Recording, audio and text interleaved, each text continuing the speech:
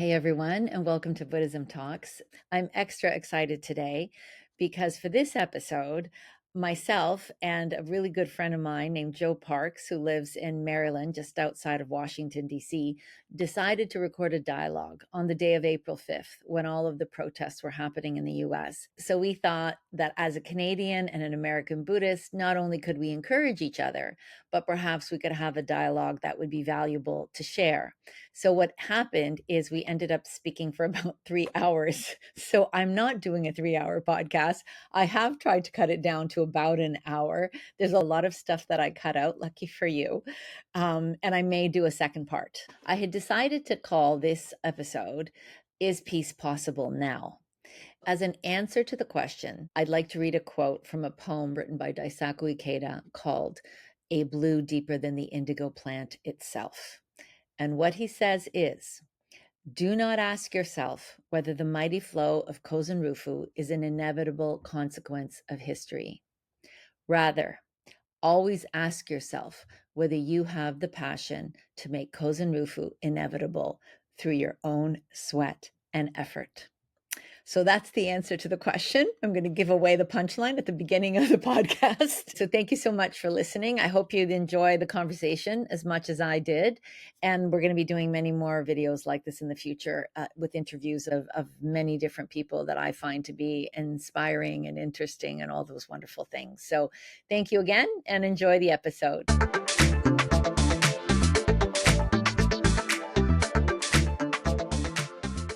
Welcome to Buddhism Talks. We're doing something special today. I've got a guest on, as you can see. I've got my really good friend, Joe Parks, who actually lives in Maryland, 15 minutes from Washington, D.C. I thought for this week, with everything that's going on in the world, that Joe and I would make the cause to have a discussion about peace from the perspective of Buddhism. Answering the question, is it possible, is kind of an overarching question. And just generally speak about some of the concepts that are really important in Buddhism in terms of creating a peaceful planet. So this is our alliance as a Canadian and an American Buddhist to reinforce dialogues for peace. So welcome, Joe. I am so happy to see your face and to have this chance to talk. And so do you want to start with saying a few words about yourself and maybe how you started practicing Buddhism? Thank you, Lydia. Okay. And congratulations on this wonderful initiative. It began in 1970, and I had been seeking, I was gripped with the need to understand the essence of life when I was in high school. And I pretty much dropped everything and devoted everything I had to using poetry to try to understand the essence of life. And I felt it was a life or death struggle, because if I did all that, gave it everything I had, and I couldn't find it, then there'd be no reason to live. And so with that sense of desperation, that was like my 11th and 12th grades of high school.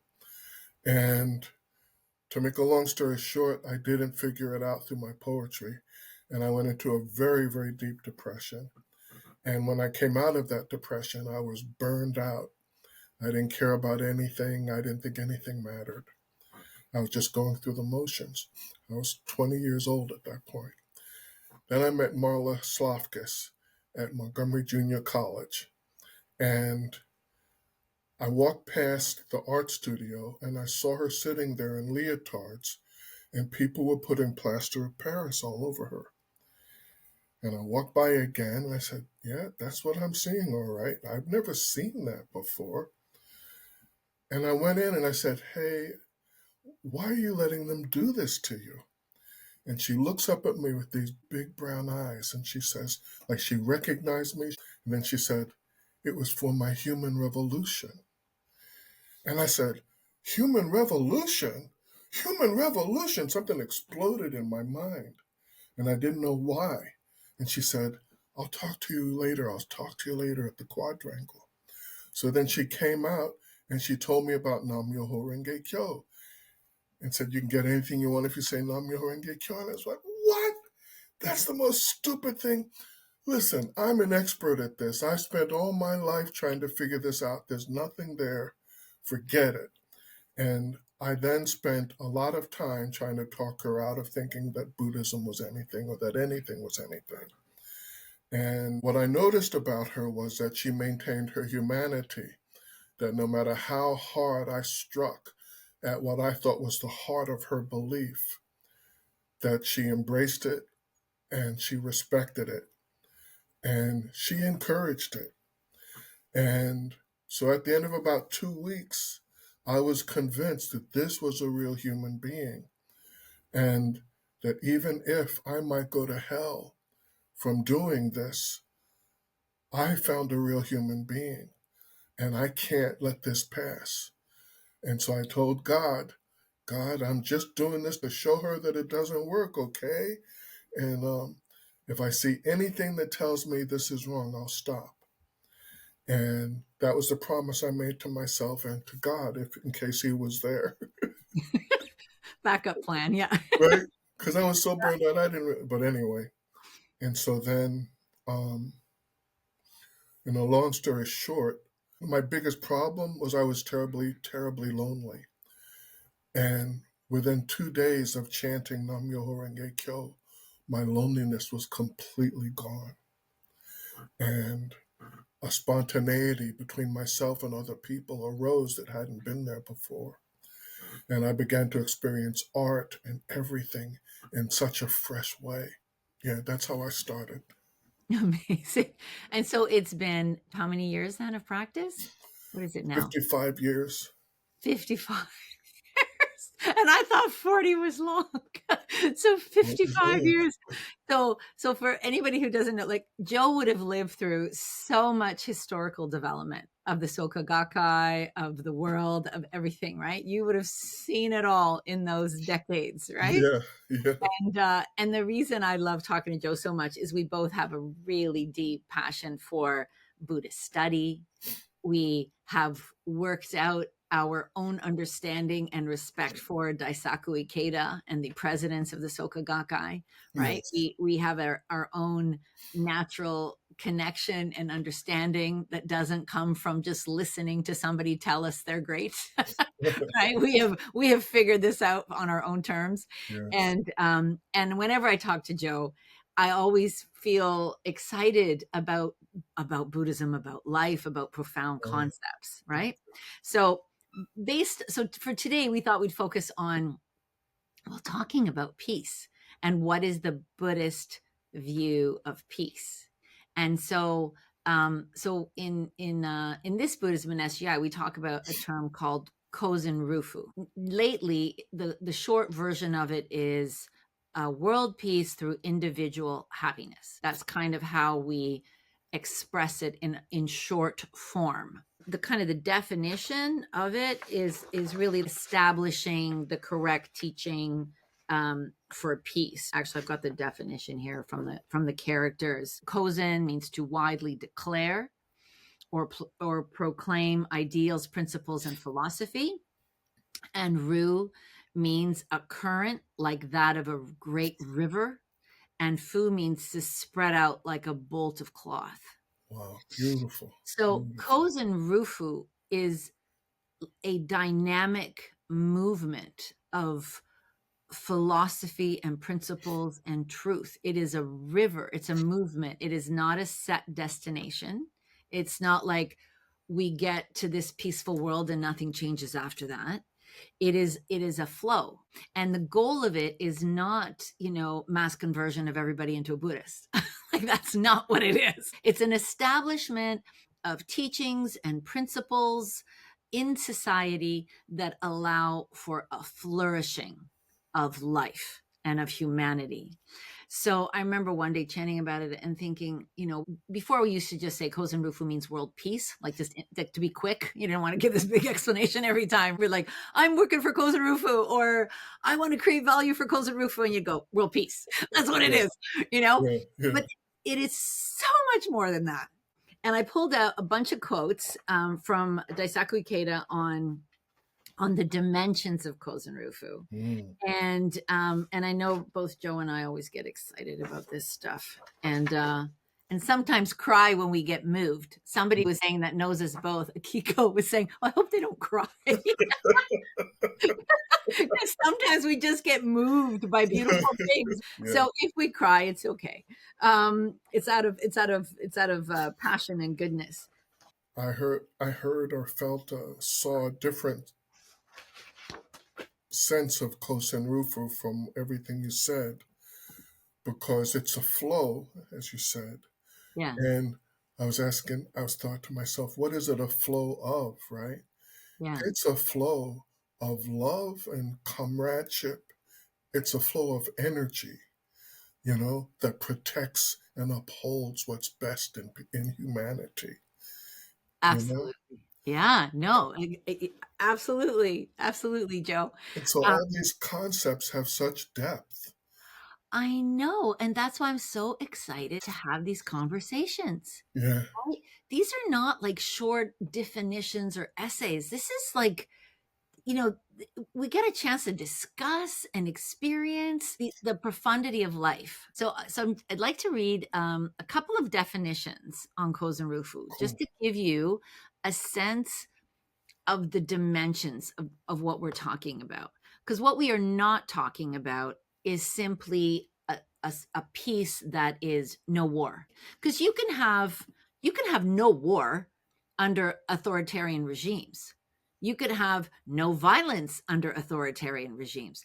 That's not the kind of peace that we are talking about. We are talking about a peace that enables the flourishing of human beings, their creativity, their dynamism, their uniqueness, their diversity, all of that. It's a very different kind of peace than just no war, no fights. So Yes. so now I'm just going to read the definitions that I love. So for the first one, kozen-rufu is a movement to nurture and cultivate the potential within human life, to bring peace and culture to blossom through the ideals of Buddhism. Therefore, how much we can contribute to peace and culture becomes an issue of vital importance. The fusion of Buddhist and secular matters means that Buddhism society should be in accord at the deepest level. It does not imply that they should be unified into a single system or form. So Buddhism is not expounding one kind of political philosophy or Mm. any of that kind of thing, right? Right. It's basically saying there are underlying principles of life that, if embraced, will allow a flourishing of people's lives. The second one says the purpose of kozen-rufu is to build a society in which science, medicine, law, and all other disciplines and systems created by human beings contribute to the happiness of humanity and produce genuine value.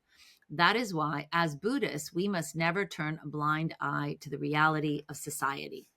So I love that second one in particular because it makes it clear that this philosophy is human centered and life centered. So everything is about revitalizing life and allowing it to grow and expand. Any thoughts on any of that, Joe? Yes. As I was listening to you, I felt aware of the attacks against that type of flourishing, that type of enabling in my country. Um, Such things are under attack. Such things can get you in trouble. Thousands of people have lost their jobs because their jobs are about promoting those things. This week, uh, they raided the Department of Peace. They don't know anything about it. It's privately funded. It's not part of the government. They raided the place because it's the Department of Peace. And so we are all subject to the world of animality, and we all find ourselves wanting to attack and destroy. We all have these life conditions.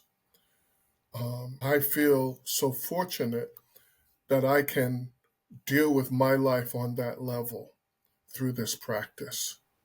You know, because of the teachings of Buddhism, because of the admonition to never seek enlightenment outside of oneself, then I am learning the luxury of the discipline to focus on what I need to change in my own life on an energetic level through chanting Nam Myoho Renge Kyo. And it's fun. You know, the worse the swamp, right, the more beautiful the lotus. And we get to experience that every second of every day, every time we feel like it, especially when we're provoked. But it depends on faith, right? And so here we go. But this is the time when goodness is called upon more urgently than ever. And when what's right and what's wrong is more clear than ever. And where confusion on that point is more abundant than we would have ever imagined. And yet here we are. How many of us are there in 192 countries? In Just, SGI, you're not any for yes, don't know what just you're ready, just waiting to there's befriend anyone. 192 people practicing. Sorry, this Buddhism is practiced in 192 countries. It's part of the SGI, so we have that big of a network nowadays. So, Yes, so the hopeful thing for me, we were talking about this the other day, is that we have, for the first time in history, there are people chanting in 192 countries. yes, And there are also a lot of people who are doing great good, whether Buddhist or not, right? that's right. That's As I said in one of the podcasts, there's a lot of great thinkers, speakers who are promoting compassion, mm, promoting self-awareness, mm, promoting self-responsibility and accountability, mm. promoting resilience. So if you combine the people in 192 countries and who are chanting with the other people who are also aligned with the same values, if that force for good becomes stronger, if we look at the negative, some of the negative phenomenon that are happening in the world right now, Uh-huh. the response must be, as you said, to draw on the good, to bring out the good, and to unite the people who share these values. And so this is an amazing time in history because humanity goes through these cycles. But this time, in this part of the cycle, at this critical time in history, the people who would be championing the values of humanity now have all of us among them and supporting them. Mm-hmm. And we have this philosophy and this practice through which people who so desperately need a break can instantly get that break and see Mm-hmm. actual proof in their lives. Mm-hmm. So it's such an exciting time.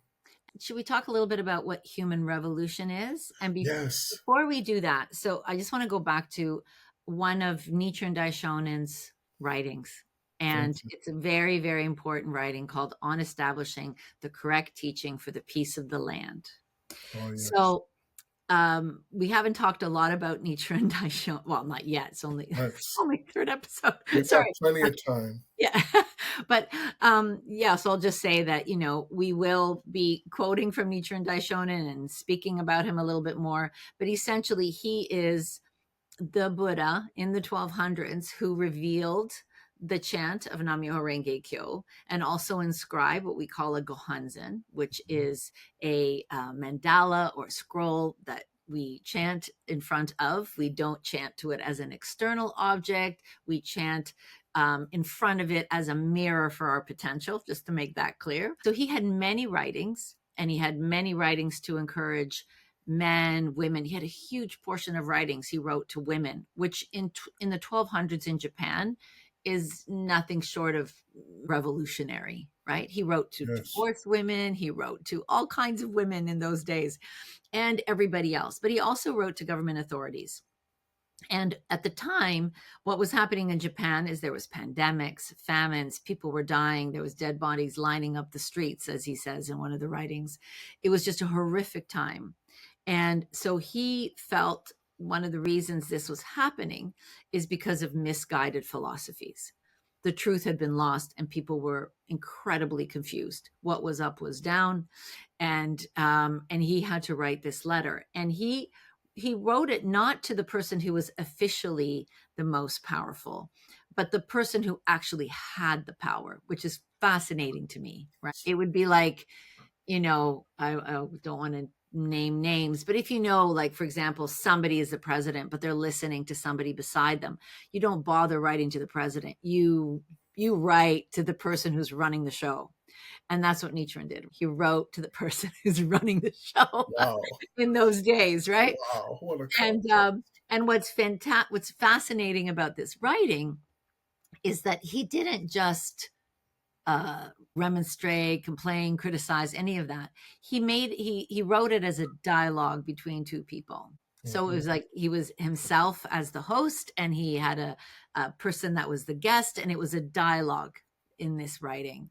Yes. And in the writing, the overall conclusion is that what is happening, all the suffering is happening because people are following misguided principles. So, one of the biggest misguided principles that he was trying to highlight was this idea that human beings are meant to suffer in life, and Mm, then when they die they will go to nirvana. And mm, he said that kind of an idea that disempowers people and makes them accept their suffering is evil, basically, because it just takes all your power away from you. Everybody just needs to accept the hell, accept the suffering, live in fear or cowardice, and just wait till you die. So he was not attacking um, a political party. He wasn't attacking a person. He was attacking that principle, that philosophy, because he was saying that is the cause of everything. Sorry. So further on the writing, he explains that the solution to all of this is to, as he puts it, reform the tenets in our heart, which yes. is really the beginning of this idea of human revolutions. So he Yes. was encouraging everyone to really address our own illusions, our own limitations, our own misunderstandings, and our own negativity. He basically said the only way you're going to have a lasting peace is this idea of human revolution. Right, Joe? Any thoughts on that? Yes, it is an amazing thing. It's one of those terms that was initiated, I think it was Mr. Toda. The idea of human revolution, that was Toda. Okay. That was the second Okay. president of the Soka Gakkai. Yeah. Thank you. Thank you. And it's an idea that would not exist were it not for Nichiren Daishonin's teaching, Yeah. because it's something that would not be considered possible under any other circumstances. You Mhm. know, it was not that long ago when the idea people don't change, people can't change. Yeah. Do animals have spirituality? You know, all these kinds of ideas that limited us in so Mhm. many ways have Mhm. already begun to completely fall away. And so the world is now ready for the idea of human revolution. You Mhm. know, the world now knows, oh, we need a human revolution. Somebody tells them that, they'll go, wow, that's right. Yeah. I was speaking to a young man in the grocery store who I had told about Nam Myoho Renge Kyo, and I reminded him about kosen-rufu Gongyo Mm. coming up Sunday, and he asked me for a ride. I said, sure, I'll pick you up at 9:30. A young lady at the next register, cashier, says to him, oh, you're going to a Buddhist meeting? Because I had told her about it. Yeah. And he said, yeah. I said, oh, you want to go? She says, well, I guess so. Oh, And so she's invited herself to kosen-rufu Gongyo, wow. because she heard someone else was going. Yeah. This is how people are becoming more and more, totally, desperately, really, Yeah. seeking what we have. All they need to do is get a whiff of it, Yeah. and they say, oh, I want to go. Yeah. Absolutely. And I just looked it up. Daisaku Ikeda states that Makaguchi was the first to use the term kozen-rufu in society at a meeting in 1942. Wow. And Soka Gakkai made it a global campaign. So Makaguchi Wow. mentioned it first, and then it Awesome. became a core goal, core driving principle for Mm, the Soka Gakkai. wow. And The other thing that I wanted to say, like, we talk about this idea of human revolution, so we can say it began in that writing, right? Because he said Yes. the cause of all of this mess is our own misguided illusions and misunderstanding about life. And then the solution is for us to work on our own inner transformation. And Yes. the beauty of that is um, we all have power over ourselves. He didn't That's right. say the solution is out there. He said No. the solution is in here. So President Toda, who was imprisoned for his opposition to the war in Japan, Yes. and had come out of prison basically saying, I want to rid the world of misery, and to dedicate his whole life to supporting this human revolution in people and enabling people to do their own inner shifts. So he really espoused this idea of human revolution. He was the first one to really make that a core principle Yes. in our practice. Yes. And he like Nichiren, his main focus was to look at what are people's inner obstacles for their happiness. When people came to him for guidance, I don't think he focused too much on what's the diagnosis, what are the chances of you getting a job, how sick is your kid. That's not what he was interested in. He always Mm. focused on what is the inner obstacle you have to break through this situation. How can I inspire you in your faith and in your practice to revitalize your life? Do you know what I mean? Like, I find that is so fascinating, because then if he could revitalize people from the inside, then the other stuff could be altered and affected. So his focus was always the inner transformation of the individual, human revolution. And from that would come, a lasting peace. Then if I take it on a personal level, and I think, Joe, I know you do this all the time too. We look at our own negativity sometimes, or our own Mhm. struggles, or our own challenges with people. Like, just because Yes. we're Buddhist doesn't mean we get along with everybody all the time. Like, we connect with some more than others. But as Buddhists, what we always do is we go back and we chant and we go, where am I responsible? Not in Mhm. a guilt kind of way, Mhm. but where is my negativity in this, Mhm. and where is the opportunity to grow Mhm. and create peace in any type of a relationship or situation. So peace That's right. becomes something that we work on every day. Lydia, I think your observation there is so valuable. I don't think I've ever heard that observation before. I think it was an observation, an insight, but it's not, something that I've ever heard anyone say. That President Toda, who started the organization throughout Japan, who succeeded in spreading this throughout Japan at the end of World War II, in encouraging people who had just experienced nuclear weapons, just experienced napalm, just experienced all the most terrible things a country can experience in being defeated in war.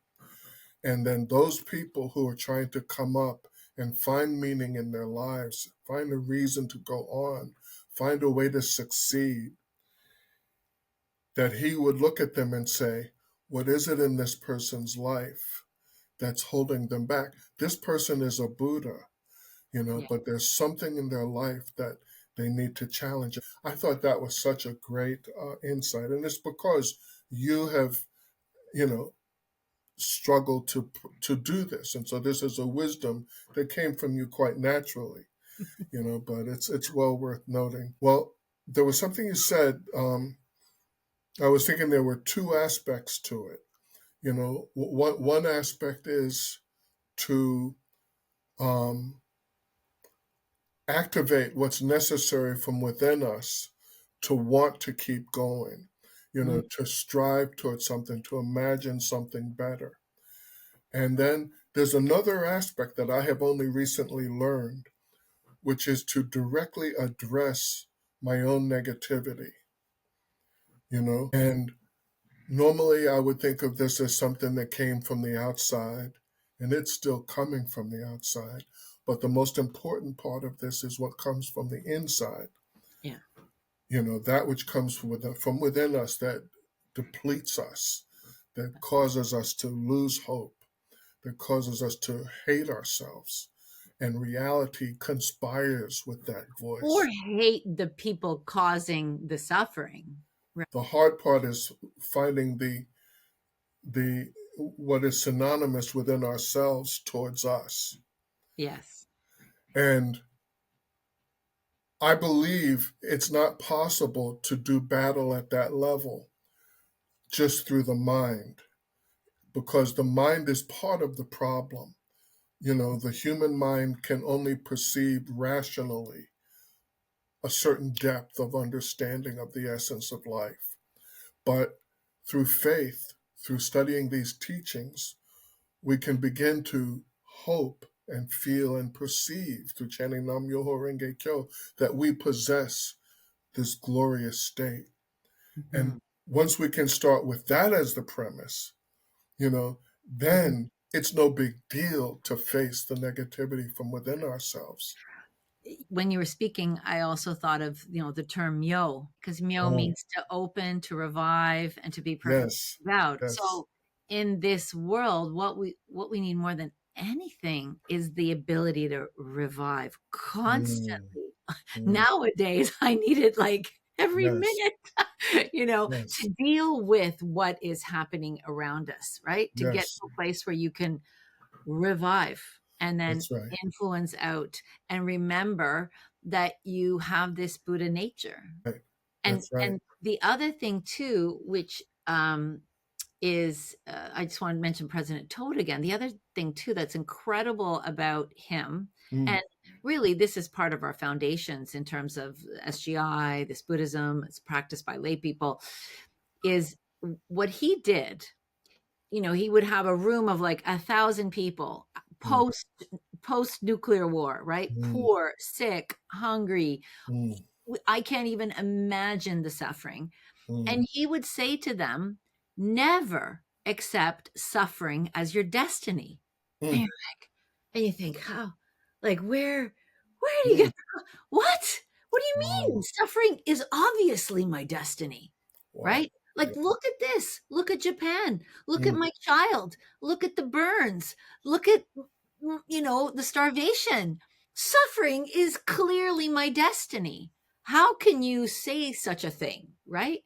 But that was Toda's first thing, to break the illusions and the obstacles to your own potential, even in the midst of suffering. And so they're like, oh, what do you mean I'm not going to accept suffering as my destiny? And again, it brings me back to that writing of Nichiren Daishonin, where he is attacking the illusions that are being taught that suffering is destiny.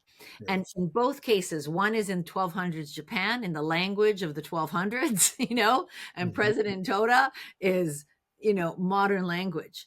mhm, Don't accept suffering as your destiny. Now, what's happening for for many of us in the world, particularly those of us that are highly politically aware and have been politically engaged, not everybody is. I have always been, but it was actually one of the reasons I was into punk rock mm, because it was a rebellion against the establishment. And you were mhm, into you were mhm. into hippie stuff, right, Joe? Yeah. Oh, yeah. You're a hippie, right? Oh, yeah.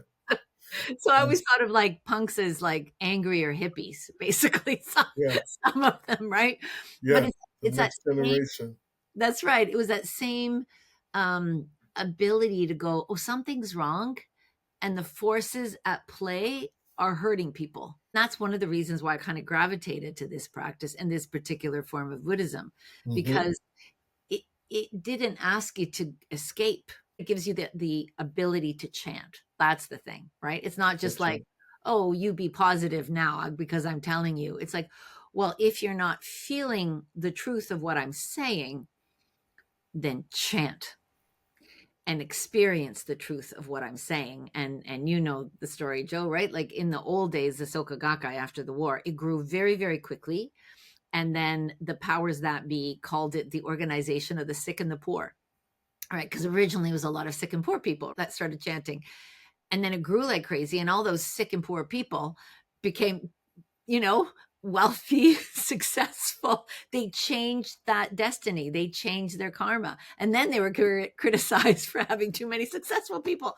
You can't win anyway, but you Right. don't have to, luckily for us, we don't have to worry about what others are saying anyway.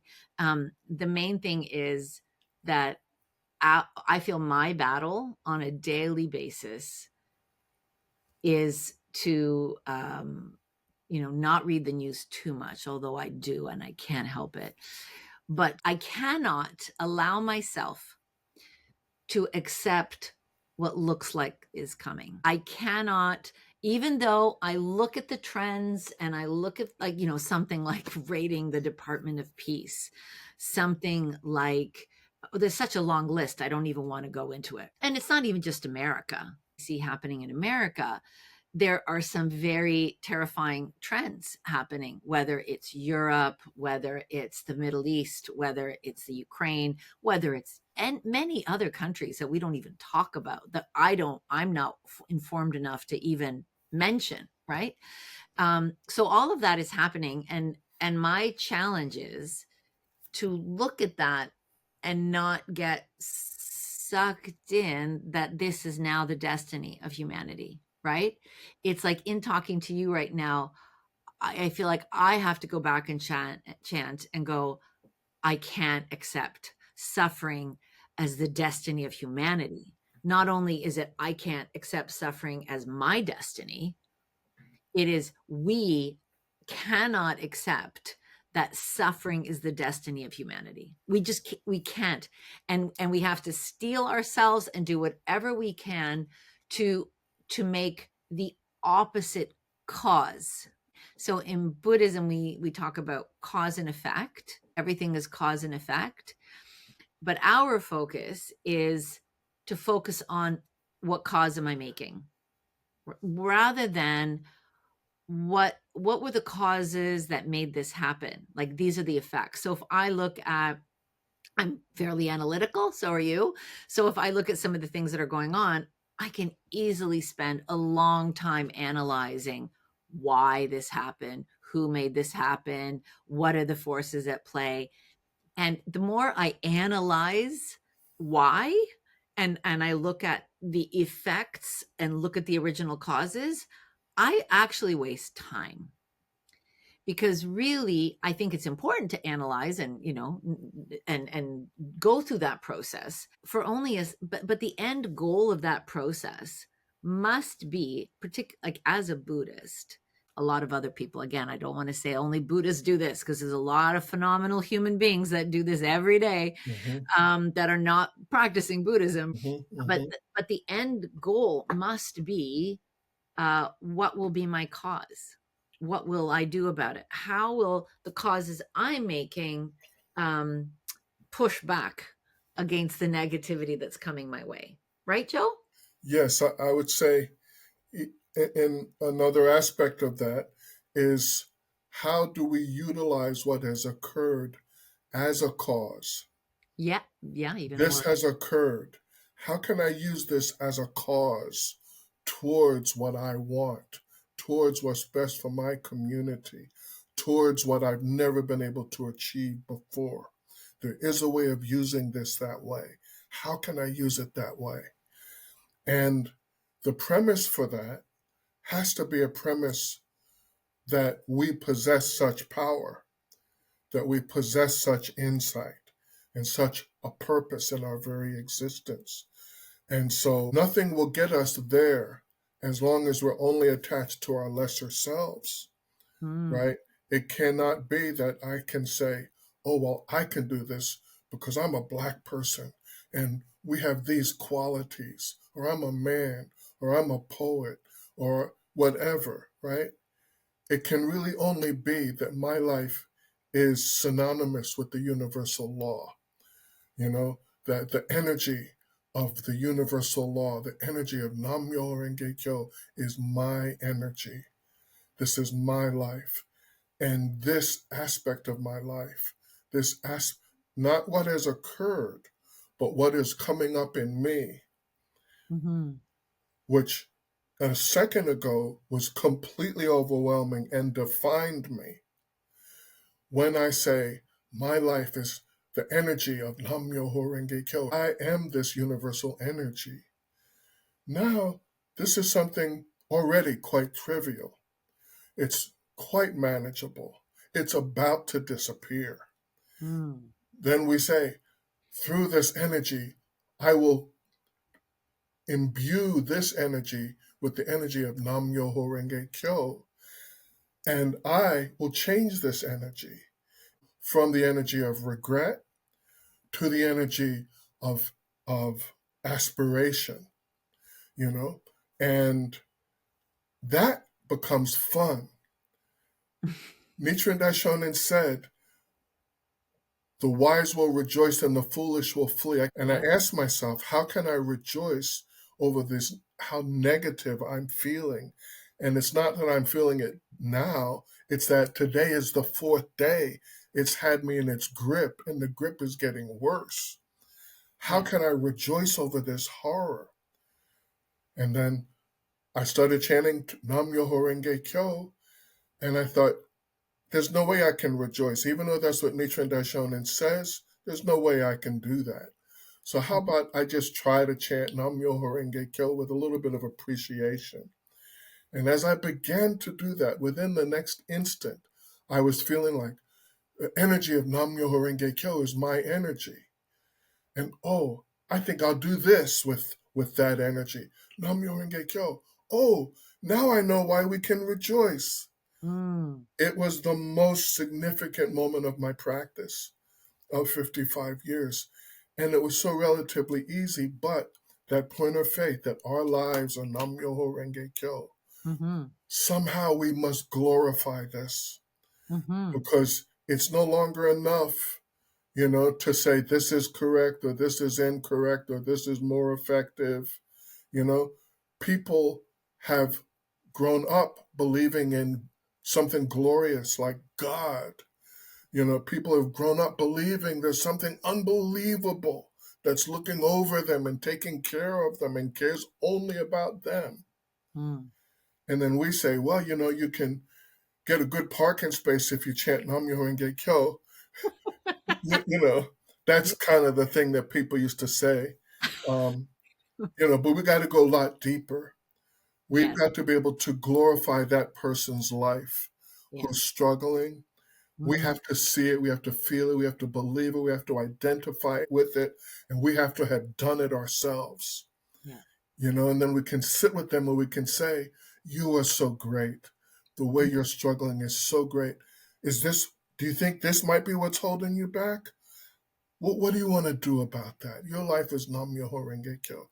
And we repeat that millions of times. And then kosen-rufu, that flow of that kind of love and determination and compassion, that flow uh, Mhm. will Will, yeah, strengthens and bubbles and percolates and strengthens and spreads. And I bubbles. think I just wanna, give an example of what you were talking about. So, because you can think of things as either inherently evil or inherently good. Like, this is good, It's this is true. bad. Yes. And what you were talking about is that rather than spending time looking at this is good, this is bad, and particularly when something is bad or Uh, negative or evil or whichever term we want to use, our reaction becomes, what do I do with it?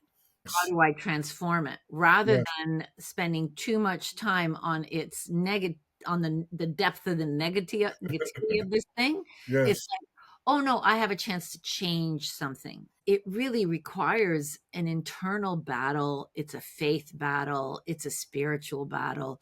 Because intellectually, I do not know how, I just, like, if you just look at the facts, it is a challenge to see the light at the end of the tunnel and to see the renaissance at the end of the tunnel.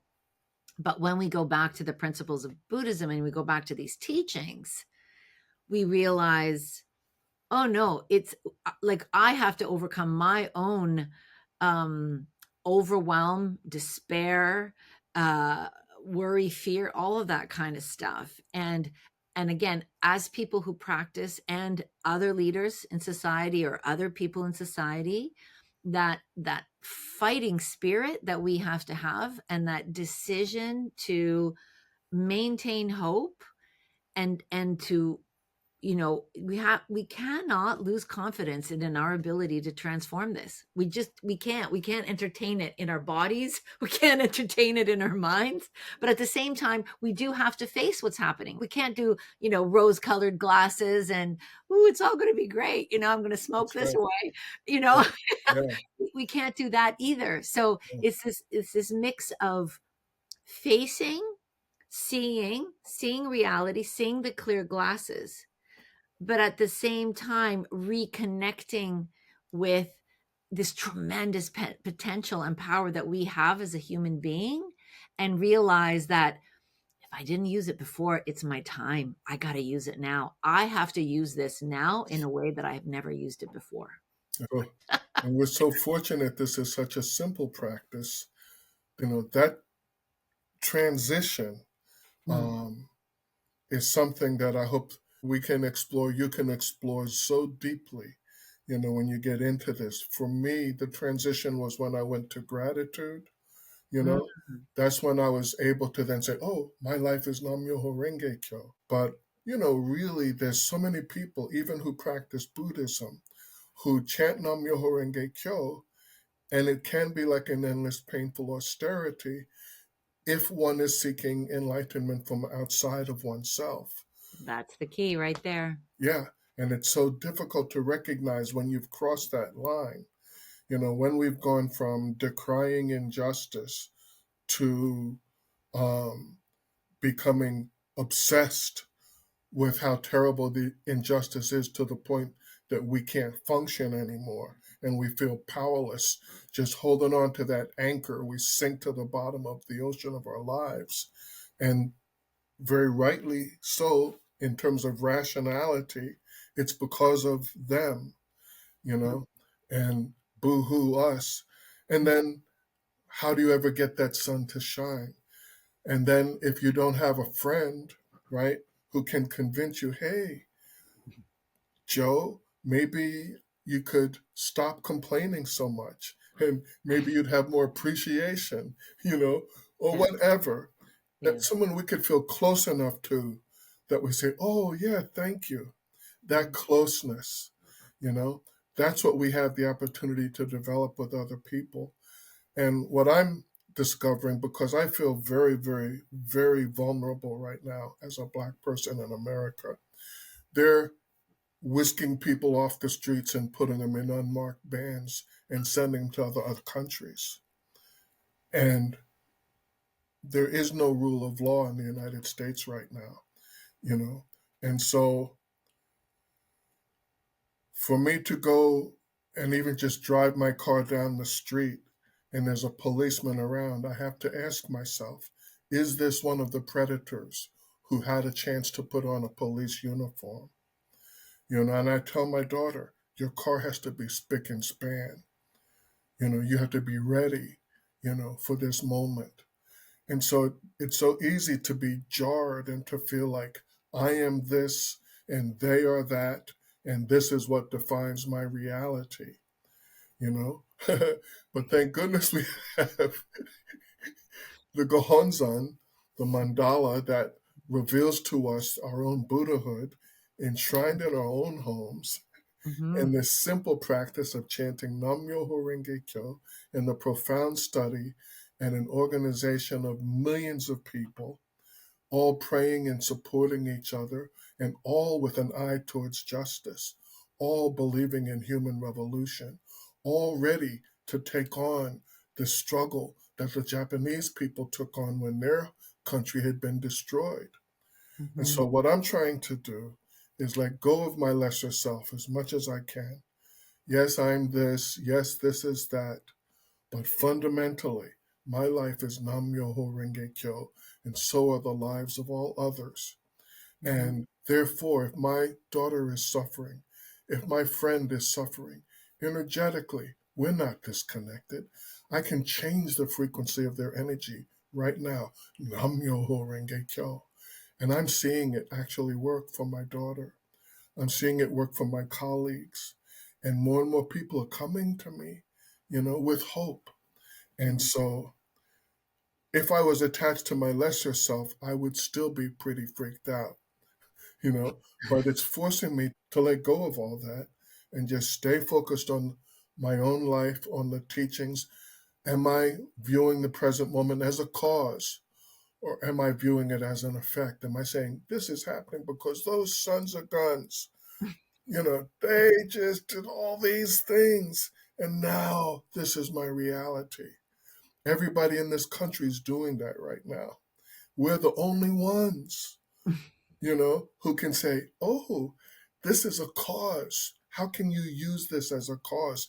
Chant Nam Myoho Renge Kyo, change your energy, win. You need it desperately, start chanting yesterday. And so that's what I'm chanting to do. If you fully take responsibility for your life and really commit to your own life and don't waste time thinking about why is this happening, who's doing this, whatever. Not that we don't think about those things. Those are like, nobody's encouraging you to be lobotomized. Like, you need to think about life and learn, and that's what therapy is all about, right? As well, Yes, right? Is yes. self-reflecting. So that is important, but I think what needs to be changed is the proportion of time Mm, spent blaming mm-hmm. and putting the source of the problem outside oneself, because Yes. that is a total lack of power. Like Yep. you got Done. no power in that situation. Nothing. Losing ground. Yeah, exactly. So, but then when it's, well, what can I do? How am I going to make a change? Mm-hmm. Why is this always happening to me? And Mm-hmm. I clearly need to change something. Yes, And then when yes, you're able to take like full responsibility, like my life is mine, yes. I'm going to change whatever it Mm-hmm. is. I'm going Mm-hmm. to create what it is that I want Yes. to create. I am That's right. fully empowered, and I have Namyo Renge Kyo. Like I Mm-hmm. have a practice that actually puts it much deeper than my head. Right? Then Yes. that 100% responsibility is Mm-hmm. actually freedom, That's because right. nobody can mess with you anymore. Right. Right? That's right. So, thank you very much for listening to this episode of Buddhism Talks. There is much more, but I had to cut it off at some point. I hope there was some value in this podcast for you, and I wish you all a really fantastic week ahead. Thank you so much.